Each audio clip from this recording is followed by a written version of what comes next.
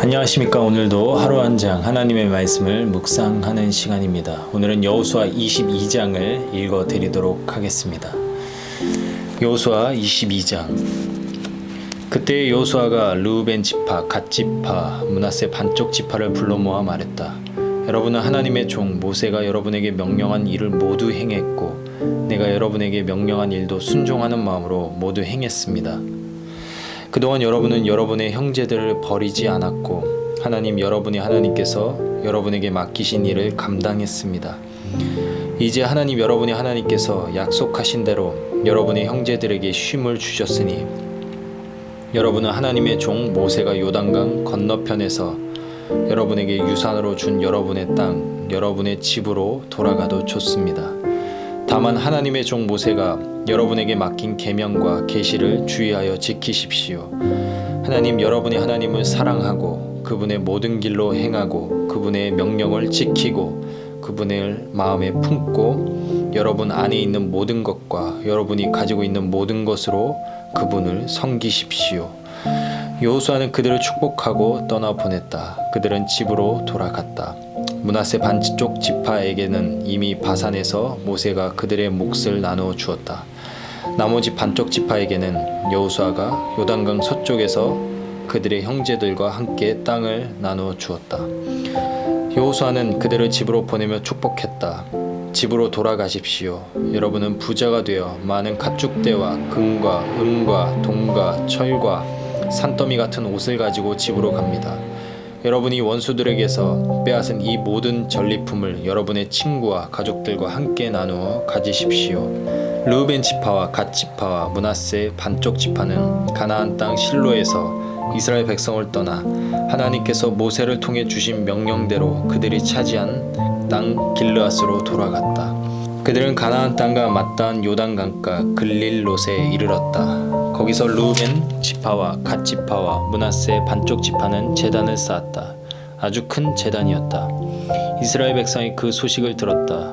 이게 무슨 일인가? 르우벤 지파와 갓 지파와 므낫세 반쪽 지파가 이스라엘 백성 맞은편에 요단강가 글릴롯에서 가나안 땅 쪽을 향해 제단을 쌓았다.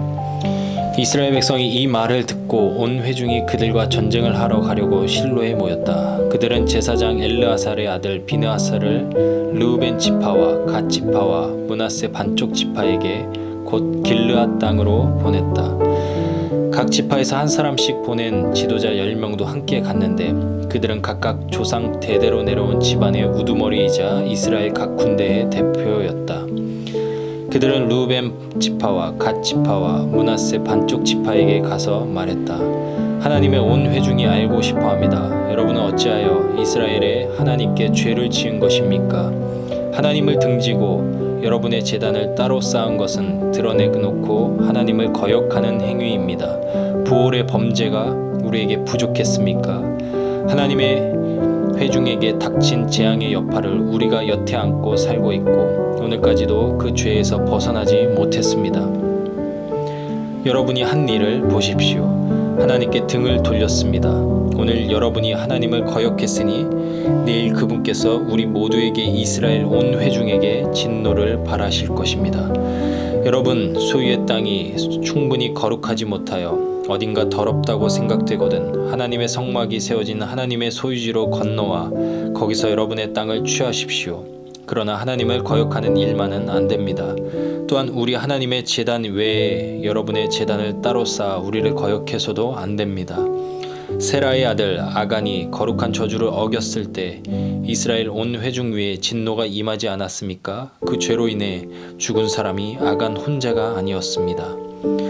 르우벤 지파와 갓 지파와 므낫세 반쪽 지파가 이스라엘 지파들의 지도자들에게 대답했다. 하나님은 모든 신 중에 신이십니다. 하나님은 모든 신 중에 신이십니다. 이 일이 그분을 거역하는 반역인지 아닌지는 하나님께서 아시며 그분이 이스라엘에게도 그 사실을 알게 하실 것입니다. 만일 이것이 반역이라면 우리를 살려두지 마십시오. 만일 우리가 하나님을 거역하여 따로 제단을 쌓고 그 단 위에 번제물이나 곡식 제물이나 희생의 화목 제물을 바치려 한 것이라면 하나님께서 친히 판단하실 것입니다. 하지만 그렇지 않습니다. 우리는 걱정이 되어서 제단을 쌓았습니다. 언젠간 여러분의 자손이 우리 자손에게 당신들은 하나님 이스라엘의 하나님과 상관이 없습니다. 하나님께서 우리와 당신들 사이에 요단강을 경계로 삼으셨으니 당신들 루벤 지파와 갓 지파는 하나님과 아무런 관계가 없습니다 하고 말할까봐 염려했던 것입니다. 그렇게 되면 여러분의 자손이 우리 자손에게 하나님을 예배하지 못하게 할지도 모르지 않습니까? 그래서 우리가 의논했습니다. 뭔가 방법을 강구하자, 제단을 쌓자. 그러나 번제물이나 희생 제물을 바치기 위한 것은 아니다 하고 말입니다. 우리는 우리와 여러분과 우리 뒤에 올 자손 사이의 증거물로 이 제단을 쌓았습니다.